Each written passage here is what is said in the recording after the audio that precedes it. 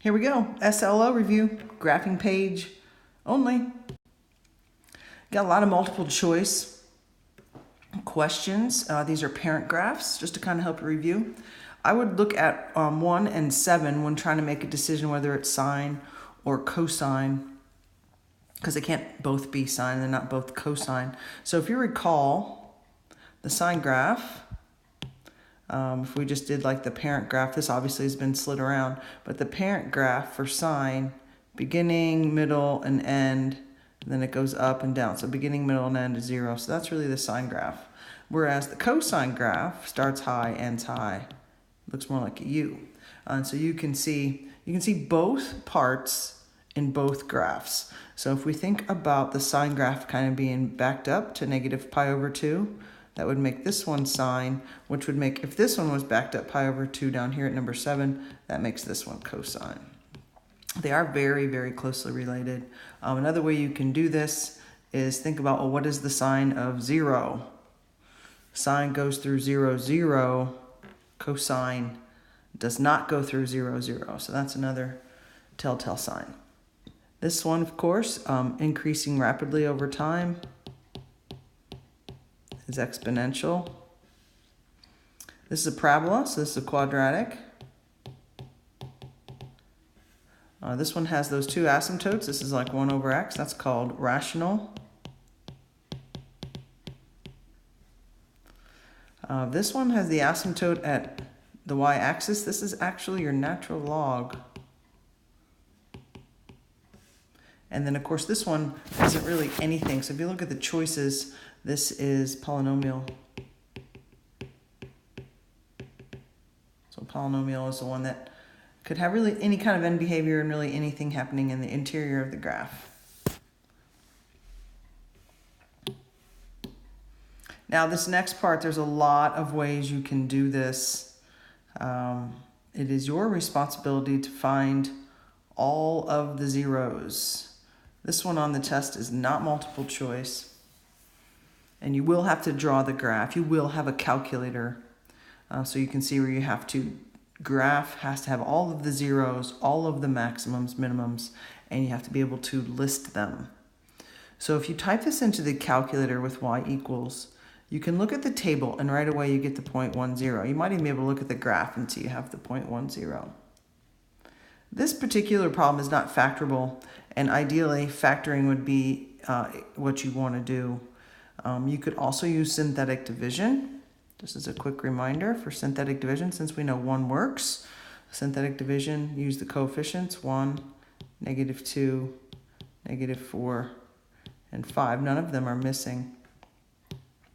So you bring this down, and then you multiply, and then you always add when you're going up and down. So 1 times -1, that makes this -5, and so you can see it works. The resulting polynomial is x squared minus x minus 5 equals 0. Of course, that one is also not factorable. So you think, well, why would you use synthetic division when I can just find them all in my calculator?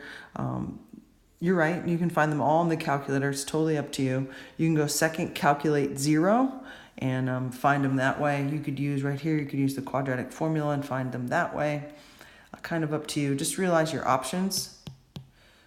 The other ones are -1.8 and 0 if you do calculate the 0, and 2.8, 0. Remember, your highest power, your degree, will tell you how many zeros you should have. So we would put these on the graph, -1.80, 2.80. Then, of course, off the calculator, you want to go to second calculate maximum, and that'll give you -0.6 repeating and 6.5. You do not need to calculate that. Use your calculator. Label this. This is a minimum. These should also be labeled that these are zeros. All of those. Your minimum is to -3. These points need to go on the graph.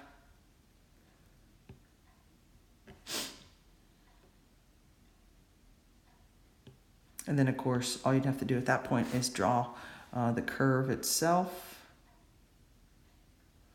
and answer any other questions. Now this one wants the end behavior. So this, remember your end behavior notation, x goes to infinity. So as x goes to the right, y is going to infinity. And as the curve goes towards negative infinity or to the left, you can see that y is also approaching negative infinity.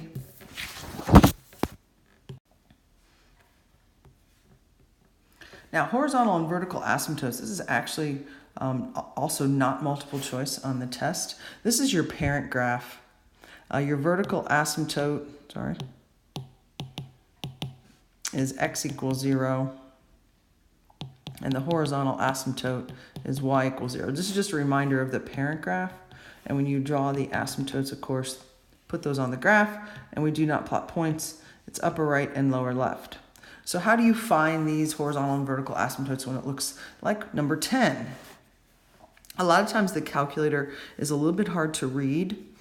You could obviously use your calculator sort of double check to see if that's where the graph jumps at those lines. For your vertical asymptote, the part where it does not exist for x, you set the denominator equal to 0. Remember, we're trying to find out where does it not exist. So x squared plus 7x minus 8 equals 0, and you factor. So we would have 8 times 1 plus 8 minus 1. So our vertical asymptotes would be x equals negative 8 and x equals 1. Horizontal asymptotes we did a little differently. We basically just had a pattern that we memorized. If the power is higher in the bottom, it's higher by 1. So the degree in the bottom is higher than the numerator. Then it's always going to be y equals 0. If the degrees match, you have the same degree top and bottom, then you would just divide those coefficients. So for example, if we had 3x squared over, I don't know, plain old x squared, you would take and cross these off. 3 divided by 1, you'd have y equals 3. Those are the only two things we had. Transformation of parent graphs. Applying to any parent graph you've had. So you can see you've got a variety here. They all follow the same pattern. The number inside the parentheses takes it left and right. So this is right 4. The number outside the parentheses moves it up or down. So this is up 2. And then when you're multiplying out here, this is a vertical stretch. Sometimes the vertical stretch is a little bit hard to see on the calculator, so make sure you pay attention to the number on the outside or in front of the x, or x squared. For number 12, that negative sign is a reflect over the x-axis.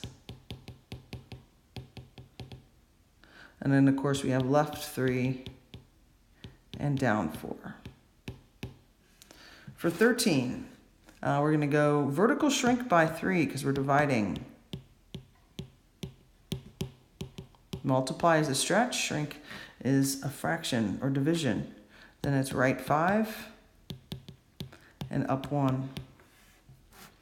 For this one, the left and right is not inside the parentheses, it's in the denominator. It's still shown with addition or subtraction and still attached to that x.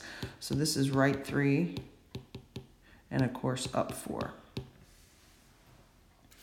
So that's what you need to know for the graphs, the parent functions. You've got to be able to find max, mins, and zeros. You have to be able to find horizontal and vertical asymptotes, and you must be able to describe transformations from the parent graph.